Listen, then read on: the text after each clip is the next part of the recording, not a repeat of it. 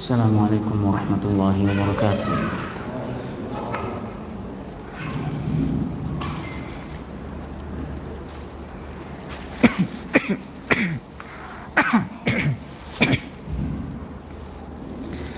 Alhamdulillah rabbil alamin.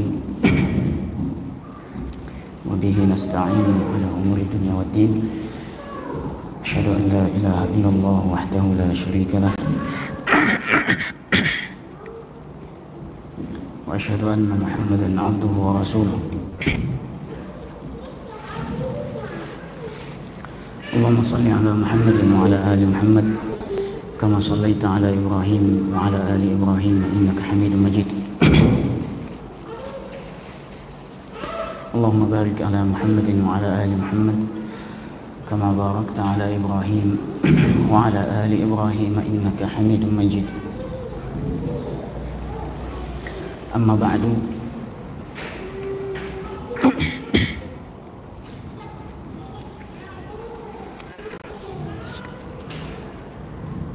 Jemaah sekalian yang dimuliakan Allah Subhanahu wa taala, alhamdulillah kita bersyukur kepada Allah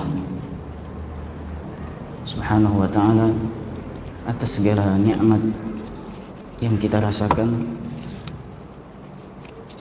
yang diberikan Allah Subhanahu wa taala, dengan selalu mengakui kenikmatan tersebut dari Allah Subhanahu wa taala. Wa ma bikum min ni'matin famin Allah. Kemudian memujinya selalu atas nikmat-nikmat tersebut yang tidak terhitung. Kemudian menggunakan kenikmatan tersebut untuk keridhaan Allah Subhanahu wa taala yang menjadi 3 rukun untuk setiap hamba selalu bersyukur kepada Allah Subhanahu wa taala. Salah satu nikmat yang terbesar dari sekian banyak nikmat tersebut adalah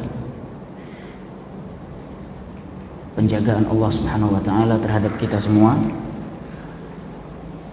di masa sekarang ini yang kita semua mengetahuinya,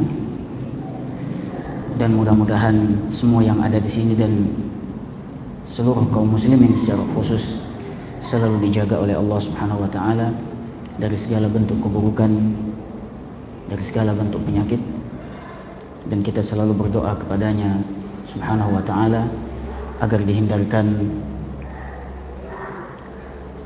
dari segala sesuatu yang tidak kita inginkan. Kemudian juga tidak lupa untuk berikhtiar akhdhul asbab, mengambil sebab-sebab agar terhindar dari keburukan-keburukan dan penyakit-penyakit tersebut yang setiap kita tidak menginginkan terjadinya pada diri kita dan juga orang-orang yang kita kenal, yang kita sayangi. Ma'asyiral muslimin rahimakumullah. Alhamdulillah kita dipertemukan kembali di tempat yang mulia ini setelah beberapa hari berhenti. Jazakallah khair. Mudah-mudahan bisa kita mulai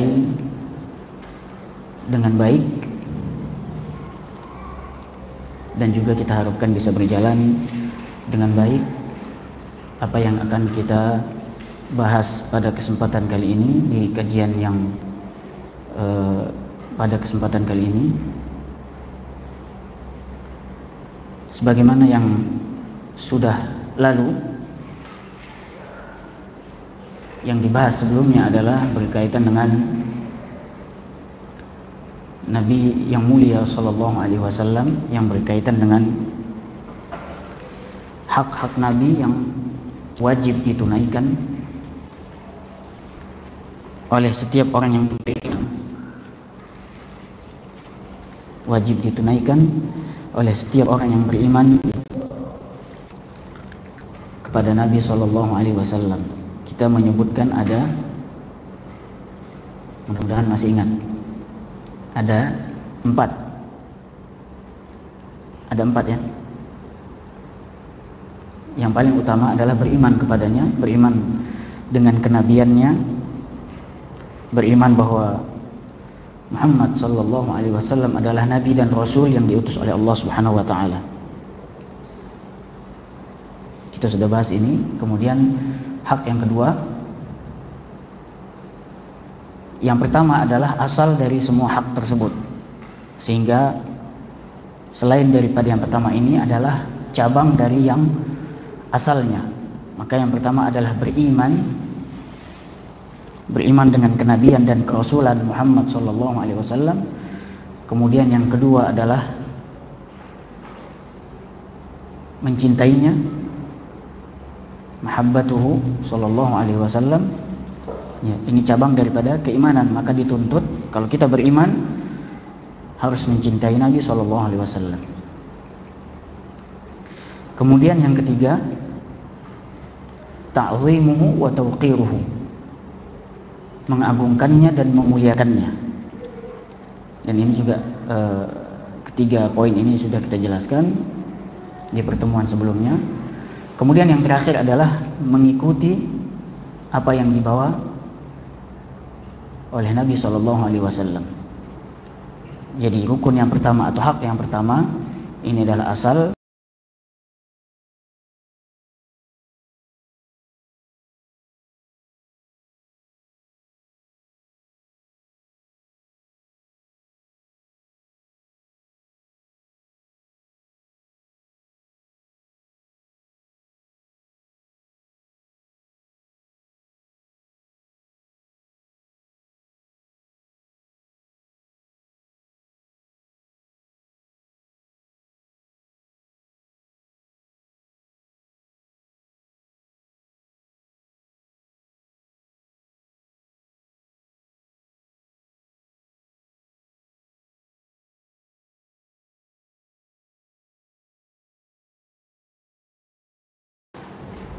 Alhamdulillah kita sudah bahas ya, yang mencatat alhamdulillah punya peninggalannya ya, yang tidak mungkin bisa mengambil dari yang pernah mencatat. Atau kalau misalnya direkam, alhamdulillah misalnya bisa melihat apa yang sudah direkam. Maka para jamaah sekalian menyambung pembahasan ini, maka sangat layak dan kita lihat pas ya kalau kita sambung pembahasannya dengan yang lebih mendalam lagi tentang seorang Nabi sallallahu alaihi wasallam, Rasulullah, abduhu wa rasuluh, hamba Allah dan juga rasulnya salawatullahi wasalamuhu wa barakatuhu alaihi. Ya, termasuk kecintaan dan itu cabang dari keimanan, memperbanyak selawat kepada Nabi sallallahu alaihi wasallam. Kita jangan mau kalah sama orang-orang yang sebagian kaum muslimin yang mengaku mereka cinta dan memperbanyak selawat kepada Nabi, padahal selawatnya belum tentu sesuai dengan apa yang diajarkan oleh beliau sallallahu alaihi wasallam. Maka jangan mau kalah kita. Makanya disunahkan menjadi zikir pagi petang. Jangan sampai lupa, tetap dibaca salawat. Paling tidak Allahumma shalli ala Muhammad wa ala ali Muhammad kama shallaita ala Ibrahim wa ala ali Ibrahim innaka Hamidum Majid. Atau kalau mau sempurna seperti yang ada dalam Al-Qur'an, sallu alaihi wa sallimu tasliman, ditambah dengan sallallahu alaihi wasallam. Itu cukup untuk dengan memperbanyak mengucapkan itu, insyaallah cukup dan lebih sempurna. Kalau mau lebih utama, maka mengikuti apa yang kita baca ketika sholat, yaitu sholawat Ibrahimiyah yang kita tahu semuanya bagaimana cara membacanya ya, jadi kita jangan sampai kalah dengan mereka yang mengaku lebih banyak berselawat kepada Nabi dan lebih mengaku lebih mengerjakan sunnah berselawat ini, ya kita juga tidak mau kalah, kita harus juga memperbanyak berselawat kepada Nabi SAW. Walaupun itu tidak mesti diketahui orang, harus didengar, ya, cukup di dalam diri kita itu sudah mengerjakan suatu keutamaan yang sangat mulia. Termasuk ketika mengaji, pasti setiap ustadz, ya, setiap kajian menukil hadis dari Nabi, maka menyebutkan sallallahu alaihi wasallam, maka kita mengikuti sallallahu alaihi wasallam. Sallallahu alaihi wasallam. Termasuk ketika menulis, ya. Dan itu dibahas juga di kalangan para ulama ahli hadis. Ya, jangan tinggalkan ketika menuliskan qala Rasulullah, jangan tinggalkan salawat dan salam kepada beliau. Lebih afdal tidak disingkat, ya. Sejak dahulu memang ini sudah ma'ruf, ada yang membolehkannya, tapi kita lebih condong kepada tidak memakainya. Lebih bagus sempurna daripada disingkat. Ada yang menyingkatnya dengan shad, ada yang menyingkatnya dengan shad mim, ada yang menyingkatnya dengan salam, shad lam ain mim. Ya, padahal menuliskan sallallahu alaihi wasallam itu sebentar saja, tidak panjang. Sallallahu alaihi wasallam. Atau kalau mau lebih singkat bisa kita sebutkan alaihi salatu wassalam, lebih singkat lagi. Sudah menjamak dengan salat dan salam. Ya, ini salah satu kita tunjukkan bahwa ditunjukkan di dalam diri kita bahwa kita benar mencintai Nabi sallallahu alaihi wasallam. Salah satunya adalah dengan memperbanyak salawat kepada Nabi sallallahu alaihi wasallam di pagi dan sore hari, menjadi zikir pagi dan sore setidaknya 10 kali. Ya, setidaknya 10 kali bersalawat kepada Nabi sallallahu alaihi wasallam. Baik, jemaah sekalian yang dimuliakan Allah Subhanahu wa taala, maka menyambung pembahasan kita yang berkaitan dengan manusia yang paling mulia, hamba Allah yang paling mulia, Rasulullah sallallahu alaihi wasallam, maka kita ambil satu kitab yang akan kita bahas dan insyaallah sudah disepakati, walaupun yaitu kitab Asy-Syamailu Al-Muhammadiyah, atau ada yang memberikan judulnya Syama'ilun Nabiyyi sallallahu alaihi wasallam.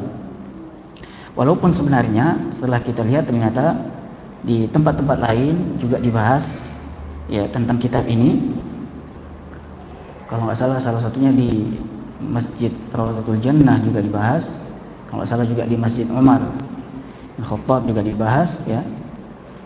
Dan mungkin sebagian dari kita ada yang mengikuti pembahasannya, ya. Yang sudah nggak ada lagi, mungkin sudah lewat, sudah selesai, ya, tapi sudah mungkin sebagian dari kita sudah pernah mengikutinya dari ustadz-ustadz yang lain, hafizahumullah. Maka kita ambil juga ikut andil untuk bisa membahas kitab ini yang sangat berfaedah berkaitan dengan Nabi sallallahu alaihi wasallam. Ya, nanti akan kita jelaskan. Sebagai pembuka, ya, sebenarnya awalnya kita berpikir untuk langsung memulai dengan hadis-hadisnya, tapi mungkin lebih baik, sangat baik sekali kalau kita mulai dengan perkenalan, ya, supaya kita kenal bagaimana asal usul kitab ini, siapa yang menyusunnya, ya. Maka kita akan mulai dengan perkenalan ini, dan ini adalah salah satu cara ulama terdahulu, bahkan masih dipakai sampai sekarang secara akademik. Ini diminta, ya, sebelum membahas suatu kitab, maka dibahas adalah tentang penyusunnya atau yang punya kitabnya, sama sekilas biodata atau keterangan tentang kitab tersebut. Maka ini akan kita bahas sekilas saja, ya, tidak perlu mendalam, tapi mungkin dianggap penting supaya kita kenal. Masa nanti ngaji kitab apa? Syama'il Muhammadiyah, siapa yang punya kitabnya? Nggak tahu kita, ya. Yang dimaksud dengan Syama'il itu apa? Ya, ditanya nggak tahu, ya, jadi sayang. Jadi sangat baik kita jadikan muqaddimah sebagai pembukanya, ya, sebagaimana di kitab-kitab yang lain juga demikian, diawali dengan muqaddimah, pembukaan, pengenalan kitab tersebut dan juga penyusunnya. Secara singkat kita tahu bahwa kitab Asy-Syama'il Muhammadiyah atau Syama'ilun Nabi sallallahu alaihi wasallam itu yang menyusun adalah, yang meriwayatkannya adalah Al-Imam At-Tirmidzi rahimahullah. Maka yang pertama kita ingin mengenal siapa dia At-Tirmidzi. Kita sering mendengar istilah Tirmidzi, ya, Tirmidzi. Nanti atau diawali, ya, kita awali dulu dengan istilah Tirmidzi ini sebenarnya bukan nama, tapi dia nisbat, atau dalam bahasa Indonesia kita bilang seperti bisa dibilang seperti marga, dinisbatkan kepada suku misalnya, atau dinisbatkan kepada tempat seperti ini misalnya Tirmidz. Maka kita bisa bilang misalnya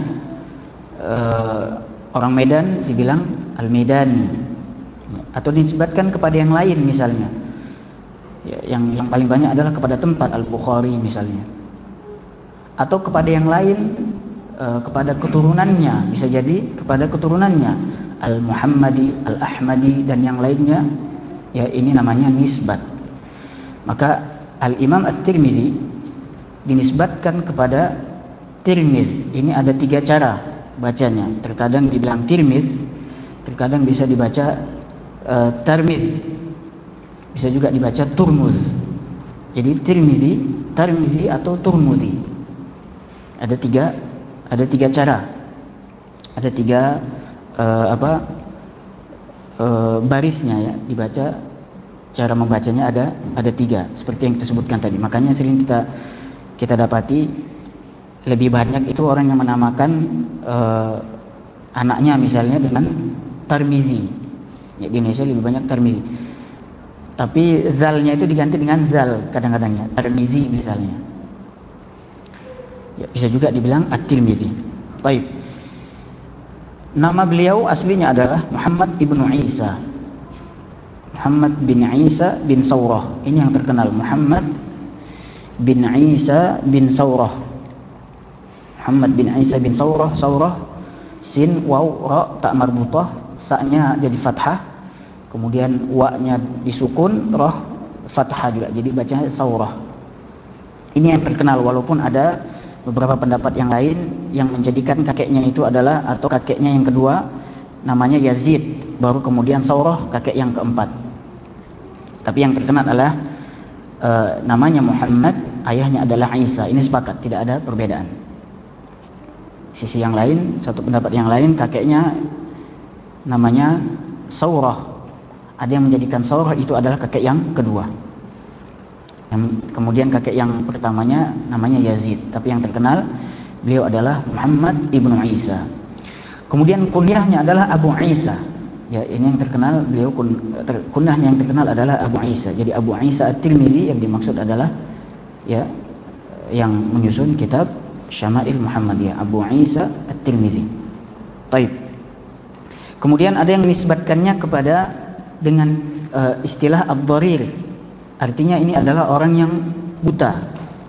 Ya, yang buta, karena disifati beliau adalah beliau itu ternyata buta orangnya, atau ada yang menafsirkannya penglihatannya agak kurang. Dan ini diselisihi sebagian ulama, ada yang mengatakan beliau lahir dalam keadaan buta, ada yang mengatakan ketika tua baru beliau buta. Ya, tapi nisbatnya ini juga disebutkan sebagian ulama di dalam kitab-kitab biografi para ulama, ya, yaitu ad-dharir, artinya adalah yang buta. Kemudian Turmuz atau Tirmidz itu sendiri adalah nama tempat, sebagaimana yang kita ketahui. Kalau antum buka map, ya, aplikasi map yang ada di HP, itu dapat dengan istilah, kalau pakai bahasa Arab mungkin juga dapat kalau tulis ta ra mim zal. Kalau bahasa Latinnya sekarang terkenal dengan nama tempat Termez. Ya, Termez itu sekarang kalau nggak salah berada di Uzbekistan, ya, di negara Uzbekistan, salah satu kota di negeri Uzbekistan. Disebutkan bahwa nama Termez ini lekat dengan arti kata termos. Termos biasanya kita taruh air panas, dan memang terkenal dengan panasnya di sana, cuaca panas di kota tersebut. Ya, itu berkaitan dengan itu, mungkin zaman sekarang bisa kita searching di mana posisinya, berbatasan dengan sungai yang dalam bahasa Arab disebut dengan istilah Nahru Jaihun. Namanya Sungai Jaihun, atau terkenal dengan istilah yang lain, ya, istilah bahasa atau istilah bahasa mereka, nama sungainya adalah kalau nggak salah Amudarya. Ya, tapi di kitab-kitab para ulama bahasa Arab disebut dengan Sungai Jaihun, berbatasan dengan sungai tersebut yang terkenal di negeri Uzbekistan dan tetangga-tetangganya. Jadi Tirmizi adalah nama tempat yang dilahirkan di situ Al-Imam At-Tirmizi, makanya beliau dinisbatkan dan terkenal dengan sebutan nisbat ini At-Tirmizi. Ya, dan itu bukan nama. Ini perlu kita ketahui, nama aslinya adalah Muhammad ibnu Isa Abu Isa At-Tirmizi. Ya, Abu Isa At-Tirmizi. Sejak dahulu mereka yang belajar, ya, orang-orang yang belajar ini, maka kadang-kadang mereka mengikuti gaya ini sehingga menamakan nama mereka dengan, ya, nama tempat kelahiran mereka, dan itu kita lihat banyak. Ya. Yang kelahiran Medan disebutkan namanya Al-Medan, yang ditambah seperti itu. Ya, Al-Jakarti misalnya, Al-Indonesia. Ya, padahal sebenarnya itu bukan nama, itu nisbat kepada tempat lahir. Baik, jamaah sekalian, kemudian beliau lahir pada tahun, tidak disebutkan kapan lahirnya, tidak disebutkan kapan tepatnya beliau lahir. Yang disepakati beliau wafat pada tahun 279. Ya, 279 Hijriah pastinya, bukan Masehi. Ya, 279 Hijriah. Dan Al-Imam Az-Zahabi menyebutkan bahwa usia beliau ketika meninggal sekitar 70-an. Maka kalau wafatnya, ya, pastinya adalah 279, dan usia beliau wafat itu 70, bisa diperkirakan kelahiran beliau itu antara tahun 209 atau 210 Hijriah. Ya, makanya ada yang menyebutkan bahwa beliau lahir pada perbatasan tahun 210 sekian. Ya.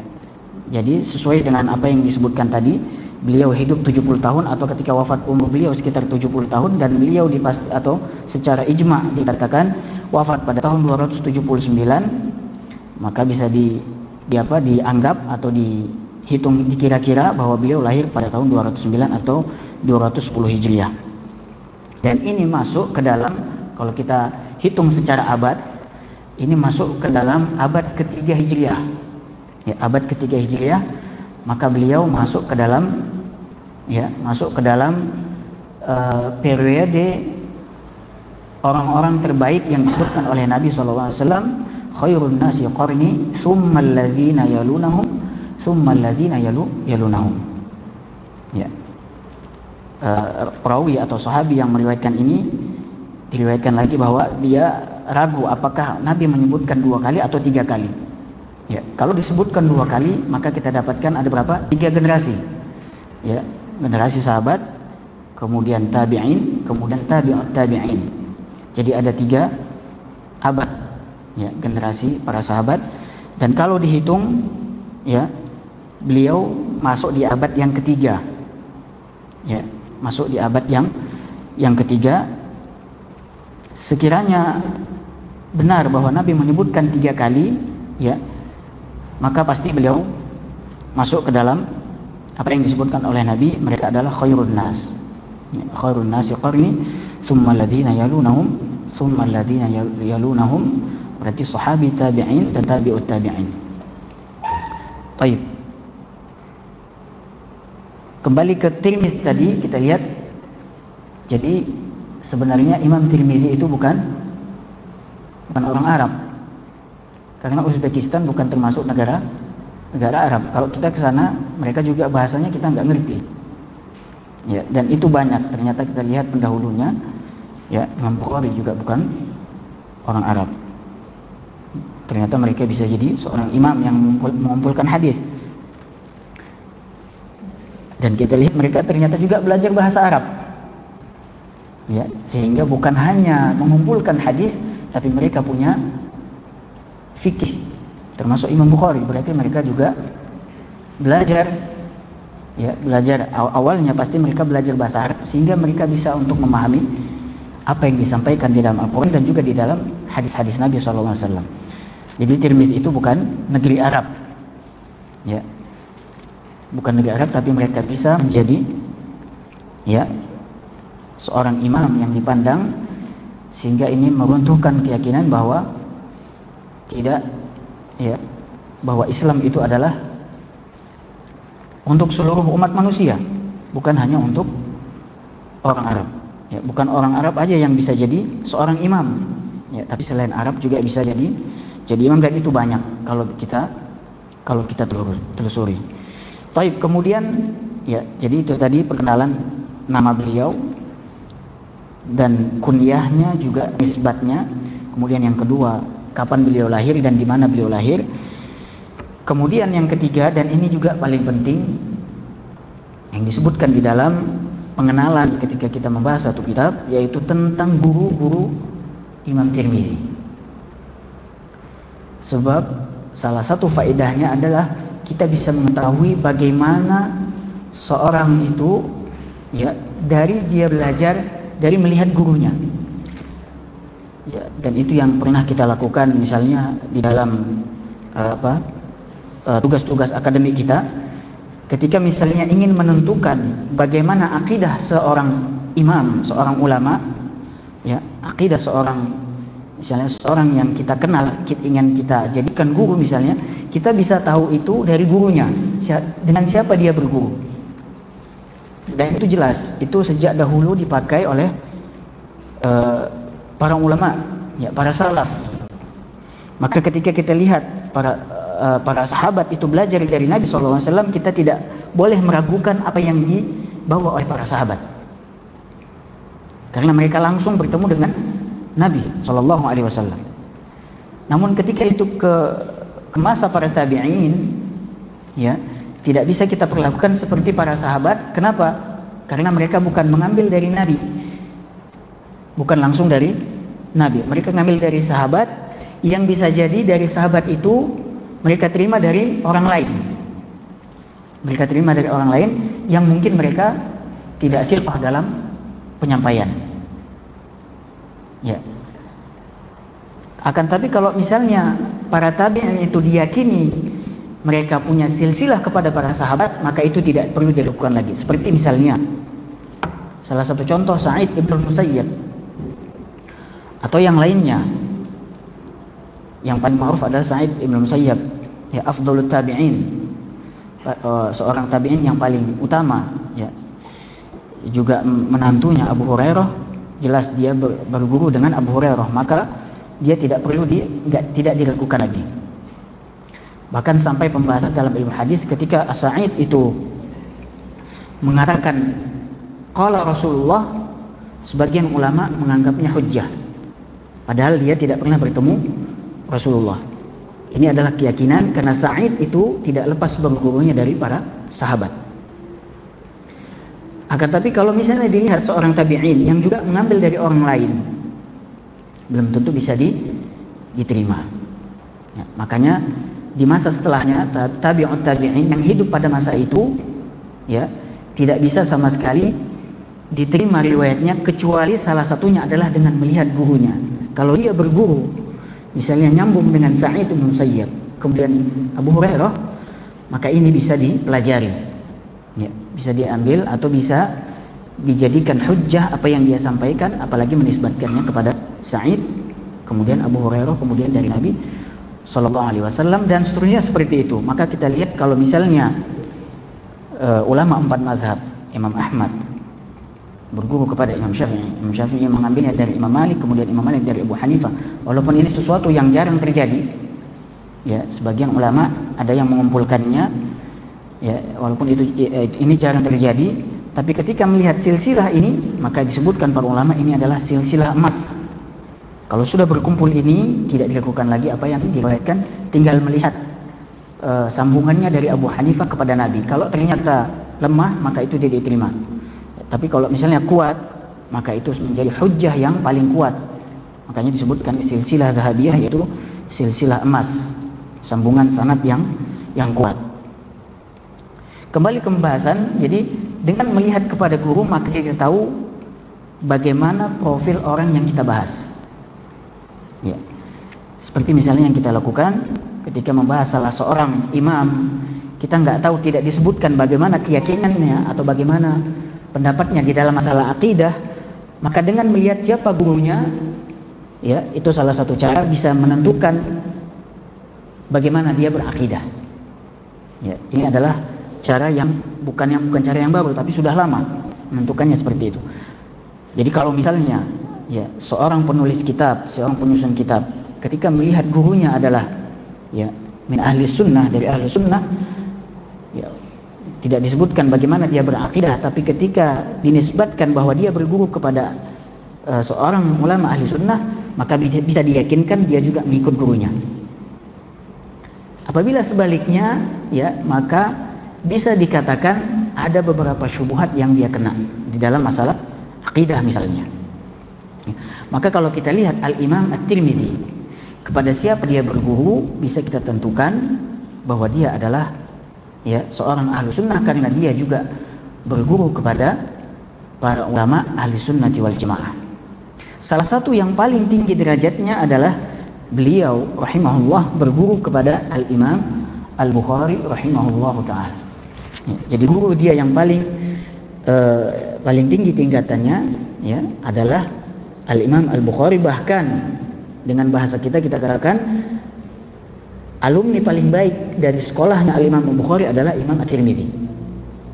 Ya, makanya nanti ketika kita bahas tentang beberapa kitab Imam Tirmidzi, kita dapati salah satu kitabnya adalah, atau misalnya ya salah satu kitabnya adalah kitab Al-Ilal, atau bahkan di dalam sunannya juga beliau terkadang menyebutkan qala Muhammad, dan itu sangat banyak.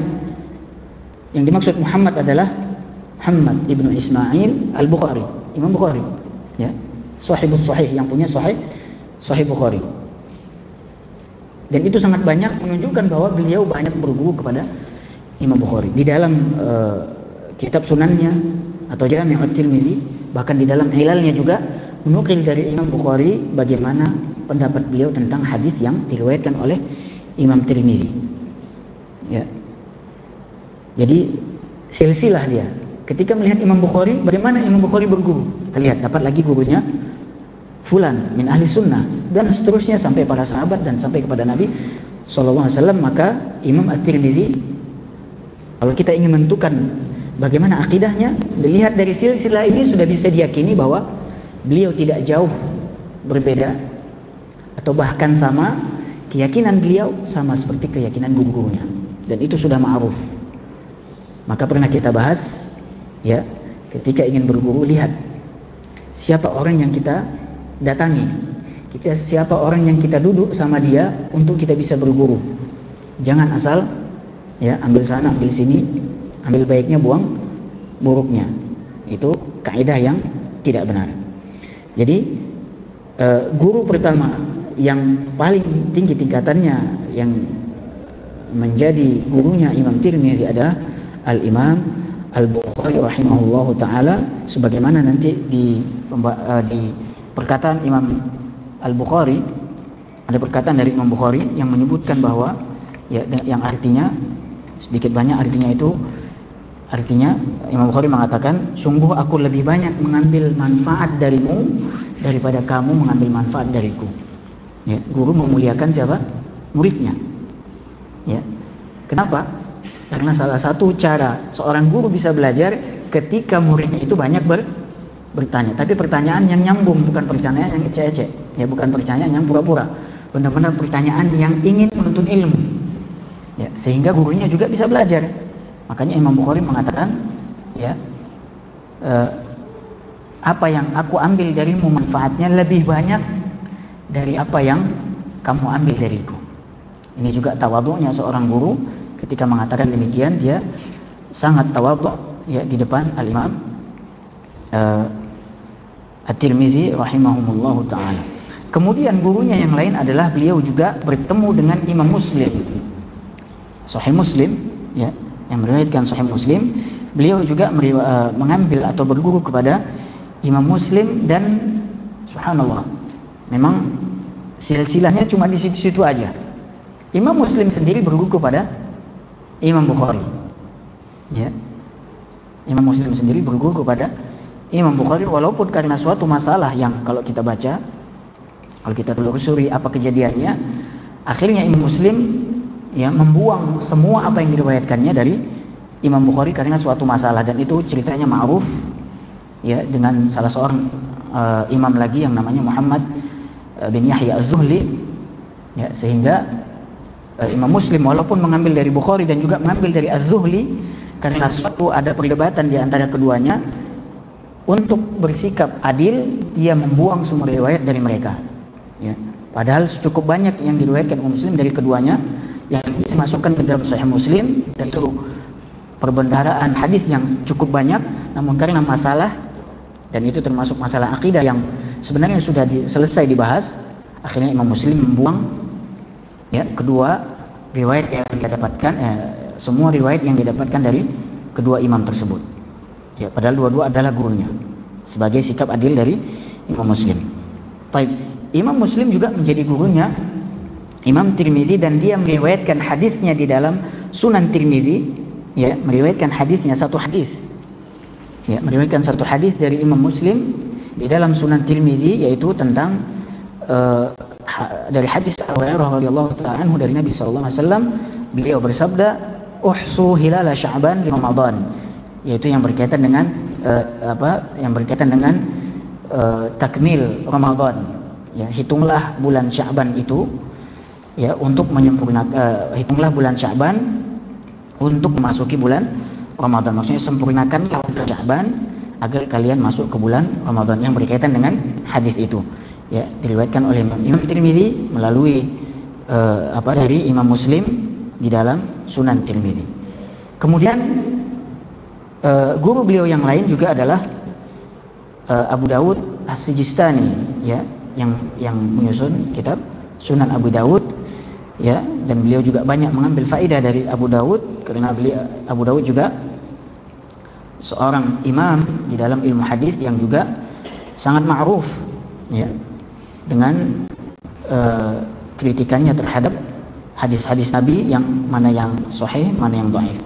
Kemudian imam-imam lain seperti Abu Zur'ah Ar-Razi juga termasuk guru dari Imam At-Tirmidzi, dan yang lainnya yang tidak mungkin disebutkan di sini, ya, sehingga kalau kita lihat silsilah ini, ya, semuanya tidak lepas dari lingkaran itu, ya, merekalah yang semuanya menjadi pejuang-pejuang yang membela hadis-hadis Nabi SAW, memisahkannya antara mana yang sahih, mana yang dhaif, ya, sehingga Imam Tirmidzi dimasukkan ke dalam, ya, salah satu Al-Kutubus Sittah, 6 buku yang mu'tamad bagi kaum muslimin, dan beliau mendapat tempat di nomor berapa?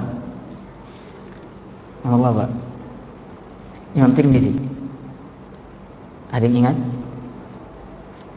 Baik, secara urutan, dan ini disepakati para ulama, ya, para ulama menyepakati ini, kalau ada yang merusak urutan ini, maka bisa dipastikan dia tidak, ya, ada sesuatu di dalam hatinya. Bisa jadi dia orang, ya, yang tidak mengakui Sahih Bukhari, Sahih Muslim.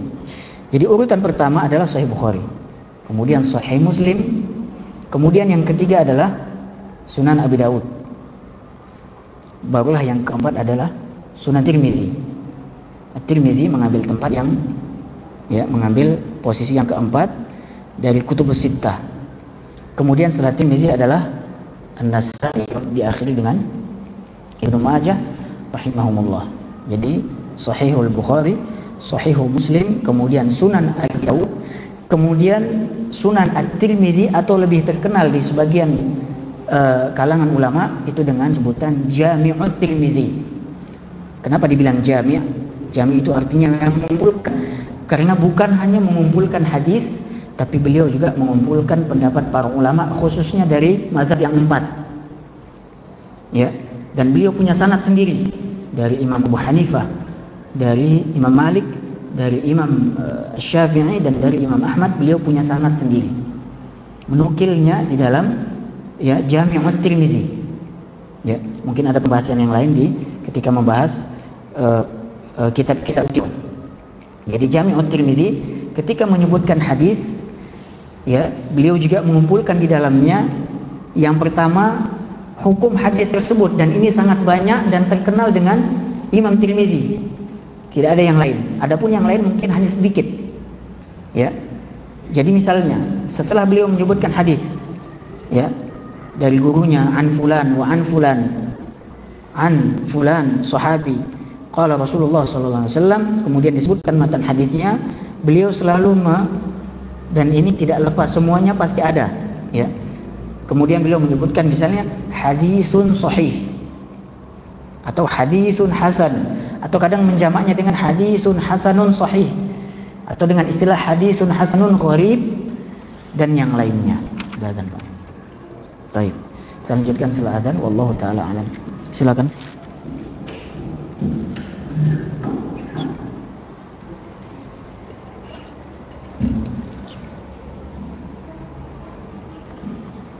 Allahu Akbar, Allahu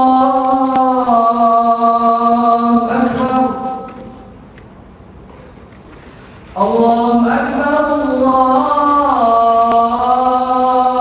Akbar. Asyhadu an la ilaha illallah.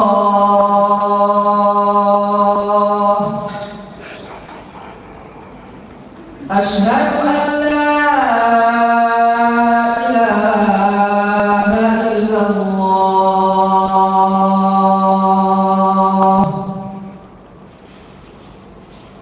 أشهد أن محمدًا رسول الله.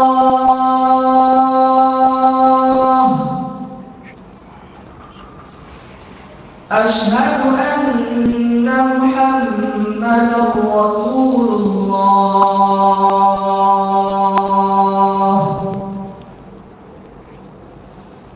حي على الصلاة.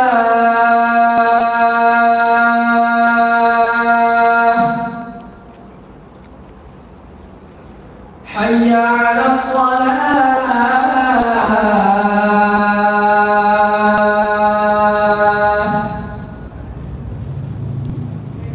حي على الفلاح.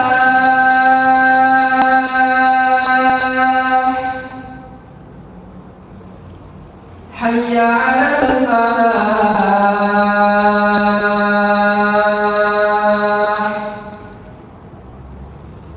الله أكبر، الله أكبر. لا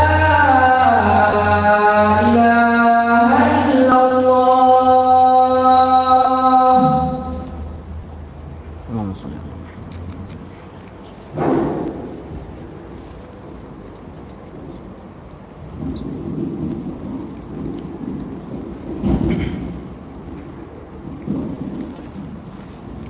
Bismillah. Baik. Jamaah sekalian, kita melanjutkan pembahasan yaitu tentang Jami' Tirmidzi sekilas, ya. Jadi setiap hadis yang disebutkan oleh Imam Tirmidzi, sehingga kitabnya dinamakan Jami' karena mengumpulkan banyak faedah, bukan cuma meriwayatkan hadis, tapi setelah meriwayatkan hadis tersebut beliau selalu mengucapkan, selalu mengatakan di situ tentang derajat hadisnya. Dan ini juga dibahas di dalam ilmu hadis, apa yang dimaksud dengan hasanun sahih, apa yang dimaksud dengan hadisun gharib. Kemudian selain itu juga beliau menyebutkan tentang pendapat para ulama tentang hadis tersebut, ya. Di antaranya misalnya salah satu contoh bentuknya adalah ketika misalnya berkaitan dengan sholat, hadis sholat, maka beliau menyebutkan di situ bahwa pendapat para ulama, ya, yaitu mengamalkan amalan ini seperti yang tertera dalam hadis. Contohnya seperti itu misalnya. Ya. Kemudian apabila beliau kemudian mengatakan hadisnya ternyata dhaif, lebih kepada hadis lemah, ya, maka beliau juga terkadang walaupun lemah ternyata para ulama ya juga banyak mengamalkan hadis ini untuk menunjukkan bahwa walaupun dia lemah itu diamalkan oleh para ulama, dan itu ada beberapa contohnya di dalam ya Sunan Tirmidzi. Maka disebutkan kitabnya adalah salah satu nama yang lain adalah Kitabul Jami' karena menjamak bukan hanya hadis tapi dijamaknya dengan pendapat para ulama, termasuk adalah pendapat para sahabat juga disebutkan di dalam Sunan Tirmidzi tersebut, ditambah derajat hadisnya apakah hadisnya sahih ya atau hadis hasan atau hadis gharib. Baik. Ya, kemudian yang keempat adalah Sunan An-Nasa'i. Ya, yang keempat Sunan Nasa'i sama seperti sebelumnya itu Sunan Abi Daud. Kemudian yang keenam adalah Sunan Ibnu Majah. Jadi ini ada 6 yang mempunyai nama lain hanya kitab Imam Tirmidzi yaitu Jami'. Maka sangat bagus untuk dibahas karena di dalamnya ada pembahasan fikih yang lain, sama seperti gurunya Imam Bukhari ketika menyebutkan fikihnya, beliau menyebutkan di judulnya ya, judul setiap bab ya itu sebagai bentuk fikih yang difahami oleh ya Imam Bukhari yang berkaitan dengan hadis yang beliau sebutkan di dalam bab tersebut. Ya, tapi lebih sempurna Jami'ut Tirmidzi karena dia menyebutkan pendapat para ulama khususnya mazhab yang 4. Baik, ini salah satu susunan atau yang dijamak oleh Imam Tirmidzi. Kemudian kitab-kitab beliau yang lain cukup banyak, tapi yang terkenal diantaranya adalah selain Sunan Tirmidzi terkenal dengan kitab Ilal ya. Dan kitab Ilal ini terbagi menjadi 2, ada yang kecil, ada yang besar. Yang kecil ya, apa yang dimaksud dengan Ilal? Ilal ini artinya jamak dari illah, artinya cacat. Maksudnya adalah cacat yang didapatkan dari hadis-hadis yang ada, khususnya yang diriwayatkan oleh Imam Tirmidzi. Kitab Ilal maksudnya adalah kitab yang isinya menjelaskan tentang cacat yang dimiliki oleh hadis-hadis tertentu. Ya, dan itu cukup banyak para ulama atau imam ahli hadis ya yang mempunyai ilmu tersebut, dan ini tidak semua orang bisa mempelajarinya. Kalau terdahulu para imam itu memang punya seakan-akan atau bahasanya itu sebagai menyebutkan itu adalah ilham. Ya, itu ilham, ada yang dihasilkan itu dari hafalan mereka. Dengan hafalannya dia bisa menentukan ini sanadnya ada cacat. Ya, ini sanadnya ada cacat. Ini di matanya ada cacatnya dan lain sebagainya. Jadi intinya kitab Ilal itu menyebutkan ya kesalahan-kesalahan yang disebutkan di dalam yang didapati di dalam hadis tersebut, dan Imam Tirmidzi mempunyai kitab tersebut. Bukan hanya Imam Tirmidzi, imam yang lain juga mempunyai ya, termasuk diantaranya Ibnu Abi Hatim, kemudian ada Ad-Darqutni, kemudian yang lainnya ya Ibnu Jauzi dan yang lainnya itu mempunyai kitab-kitab yang menyebutkan tentang hal-hal tersebut. Imam Tirmidzi punya 2 ya. Yang satu yang kecil itu dijamak dengan Sunan Tirmidzi, itu biasanya berada di akhir kitab ya Sunan Tirmidzi, dan itu penjelasan yang sangat singkat tentang lebih luas lagi, bukan hanya ilal tapi tentang ilmu hadis ya, tentang ilmu hadis secara singkat, tapi dia menjamak semua pembahasan khususnya yang berkaitan dengan Sunan Tirmidzi ya. Beliau jelaskan di dalam kitab Ilal tersebut yang menjadi bawaan dari kitab Sunan Tirmidzi, dan kitabnya pasti sudah diterjemahkan, sudah dipelajari.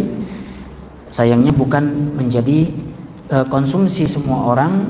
Kalau sekarang itu memang cuma konsumsi di bagian yang mengikuti akademik saja, karena bukan pembahasan yang bisa dibahas secara umum ya, bukan dibahas, tidak gampang membahasnya, makanya tidak dibahas, tidak cocok untuk dibahas secara umum, apalagi di majelis-majelis seperti ini. Makanya hanya kita dapati mungkin di sekolah-sekolah atau di kampus-kampus saja ya, ilmu tentang ilal.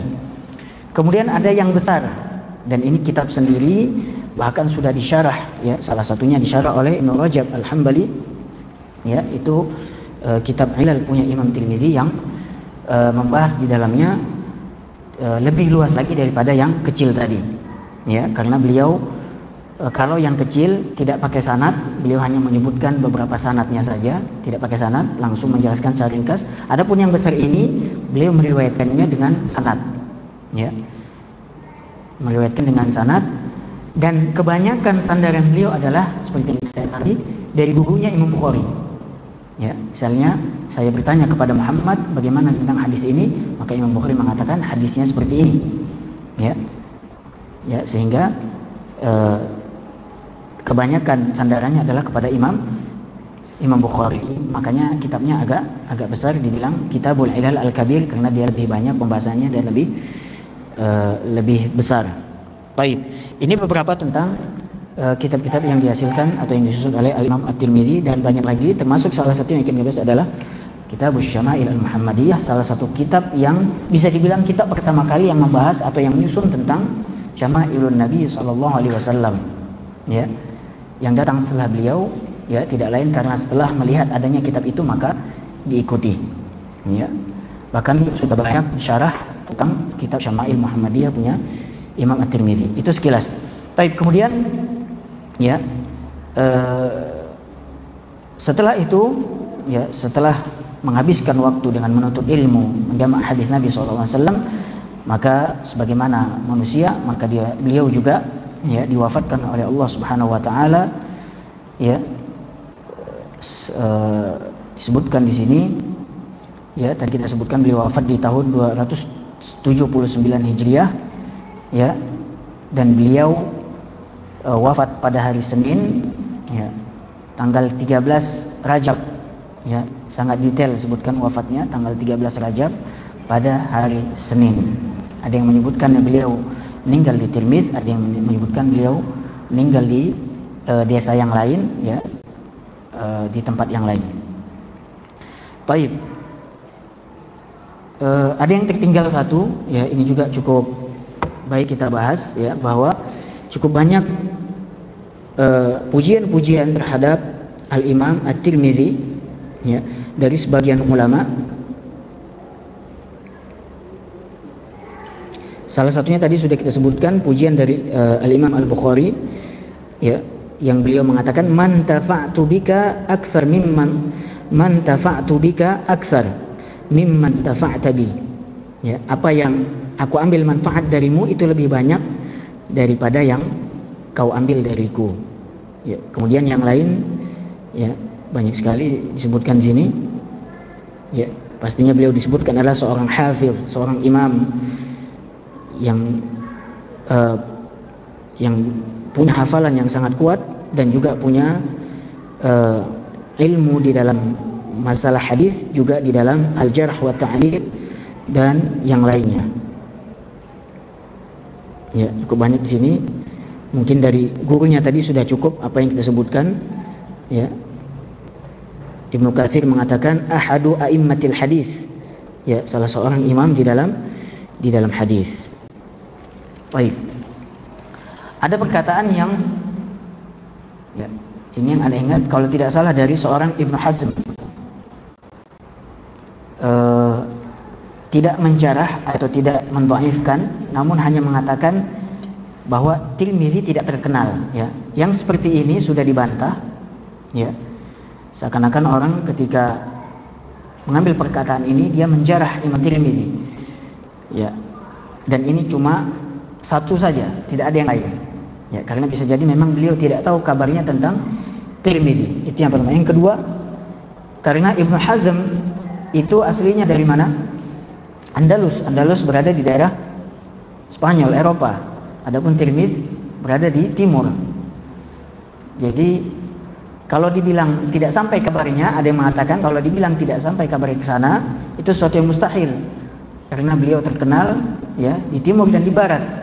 Nah, berarti ada sesuatu yang lain, bisa jadi, ya, memang beliau tidak mendapati, ya, kitab-kitab karya atau yang dijamak oleh Al-Imam At-Tirmidzi. Intinya para ulama sepakat bahwa dia adalah seorang imam, tidak dilihat lagi kepada perkataannya Ibnu Hazm Al-Andalusi, walaupun itu bagian daripada jarah, dan jarahnya tidak diterima karena semua para ulama yang lain sepakat bahwa At-Tirmidzi adalah seorang imam yang ma'ruf. Kemudian jamaah sekalian, sekilas tentang kitab Asy-Syama'il, mudah-mudahan bisa kita mulai di pertemuan berikutnya. Kita ingin tahu ya, Asy-Syama'ilu al-Muhammadiyah. Syama'il itu jamak dari syamilah. Ya, lebih diartikan al-akhlaq wal khisal was sifat. Yaitu lebih diartikan kepada akhlak ya, atau perangai dan apa istilahnya, tata krama, budi pekerti ya. Secara bahasa ini yang kita pahami yang dimaksud adalah hanya berkaitan dengan adab, akhlak, bagaimana muamalah ya. Tapi ketika melihat isi kitabnya yang insyaallah nanti akan kita bahas mudah-mudahan, ternyata Imam Tirmidzi mengumpulkan di dalamnya bukan hanya berkaitan dengan akhlak Nabi SAW yang disebutkan oleh Aisyah, kana khuluqul Quran, bukan hanya berkaitan dengan adabnya, tapi menjamak semuanya. Ya, makanya kitab yang pertama menjamak semuanya adalah kitab ini. Maka beliau memulainya dengan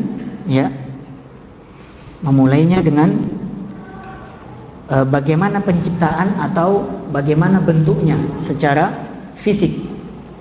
Ya, memulainya dengan bab bagaimana bentuk Nabi secara fisik, kemudian barulah setelah itu bagaimana bentuk beliau secara akhlak dan adab. Ya, jadi sempurna, semua dibahas. Walaupun kemudian nanti beliau tidak semua hadis yang beliau kumpulkan di situ semuanya hadis sahih. Ternyata ada juga yang dhaif, bahkan ada yang lemah sekali. Ya, tapi setidaknya semua yang diriwayatkan dalam bab itu beliau sudah mengumpulkannya. Dan yang jadi sandaran kita adalah pastinya yang sahih saja.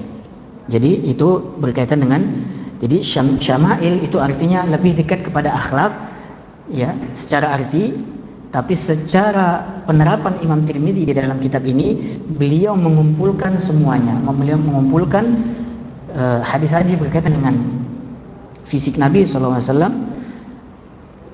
Kemudian setelah itu fisik berarti badannya ya. Kemudian setelah itu berkaitan dengan maksudnya fisiknya juga bagaimana bentuk badannya, bagaimana rambutnya, bagaimana wajahnya. Kemudian bagaimana beliau berjalan juga disebutkan di situ. Kemudian hal-hal yang berkaitan dengan fisik beliau tapi bukan bagian dari badan.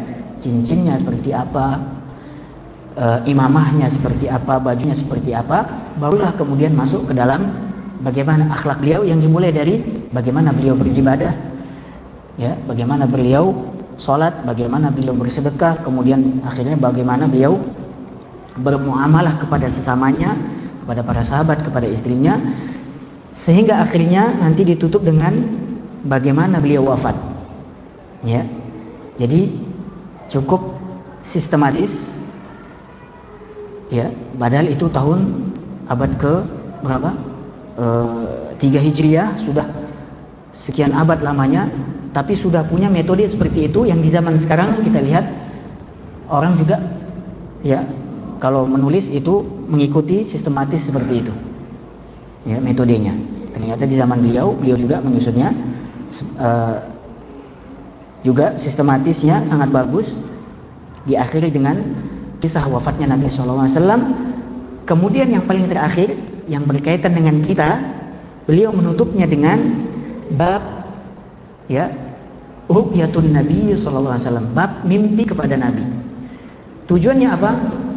Ya, bahwa barang siapa yang mengaku, salah satu tujuannya ya, bukan tujuan paling penting, salah satu tujuannya apabila ada orang mengaku dia bermimpi dan berjumpa dengan Nabi di dalam mimpinya, maka membuktikannya adalah dengan bab sebelumnya.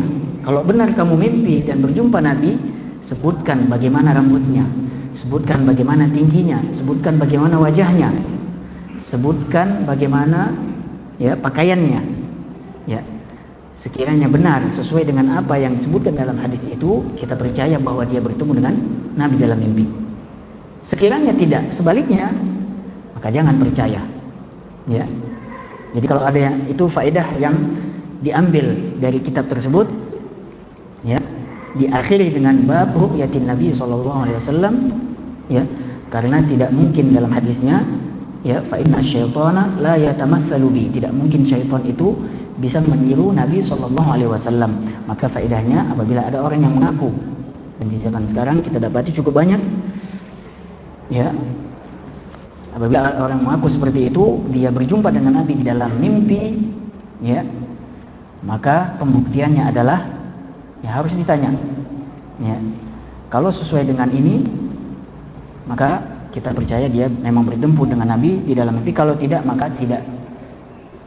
Jangan sampai kita percaya ya, sama orang yang cuma mengaku-ngaku saja dan tidak ada faedahnya, ya, mengikuti orang yang seperti itu. Jadi ini sekilas tentang kitab Asy-Syama'il Al-Muhammadiyah yang mudah-mudahan bisa kita pelajari dan bisa kita lanjutkan untuk membahas kitab ini, kitab yang sangat faedah. Kemudian salah satu metode yang akan kita bahas nanti di sini, karena kitabnya adalah kitab musnad, kitab yang ada sanadnya dan cukup banyak mengambil waktu. Anda lihat banyak mengambil waktu kalau kita bahas satu persatu sanadnya. Jadi insya Allah kita nanti akan membahas tidak mendalam membahas tentang sanadnya, ya, karena kalau pembahasan itu satu orang nanti dibahas. Mungkin supaya tidak lepas dari faedah sanad, ya, kita hanya bahas tentang sahabinya saja, ya, sahabat yang meriwayatkannya dari Nabi SAW. Misalnya yang meriwayatkannya adalah Anas bin Malik, ya, menceritakan bahwa Nabi bentuknya begini. Kita bahas dulu sahabinya, ya, secara singkat, ya, apa faedah yang diambil dari kehidupan sahabat tersebut, baru kita bahas tentang hadisnya. Kemudian yang pertama. Yang kedua, ya, bisa jadi kita hanya bahas hadis yang sahih saja, ya, karena itu yang jadi patokan. Adapun hadis yang lemah atau mungkin lemah sekali, kita hanya mengisyaratkan saja tapi tidak kita bahas, ya, kita hanya mengisyaratkan saja bahwa hadis ini lemah tapi kita tidak bahas, karena ada nanti hadis yang cukup panjang menjelaskan tentang bentuk fisik Nabi dari awal sampai akhir, tapi ternyata sanadnya sangat lemah sekali, ya. Jadi tidak dijadikan sandaran, apalagi kalau misalnya bertentangan dengan hadis yang sahih. Baik, mungkin ini yang bisa kita sampaikan, mudah-mudahan bermanfaat. Insyaallah ada pertemuan berikutnya kita akan masuk ke dalam pembahasan kitab Asy-Syama'il Al-Muhammadiyah, sehingga tadi cuma muqaddimah, sehingga kita tidak aneh dengan kitab tersebut, apalagi dengan seorang Imam At-Tirmidzi. Lebih baik kita mengenal lebih dekat seorang Imam Tirmidzi daripada orang lain, ya, apalagi di zaman sekarang, ya, yang cukup banyak fitnahnya, orang lebih senang dengan, ya, waliyahzubillah, dengan orang kafir misalnya, ya. Baik, semoga bermanfaat. Demikian pembahasan kita pada kesempatan kali ini. Mudah-mudahan bisa dijumpakan lagi oleh Allah Subhanahu wa taala di kesempatan yang lain. Wallahu taala a'lam. Wassallallahu wasallam wa baraka ala abdihi wa rasulihi nabiyyina Muhammad wa ala alihi wa sahbihi ajma'in. Subhanakallahumma wa bihamdika asyhadu an la ilaha illa anta astaghfiruka wa atubu ilaik.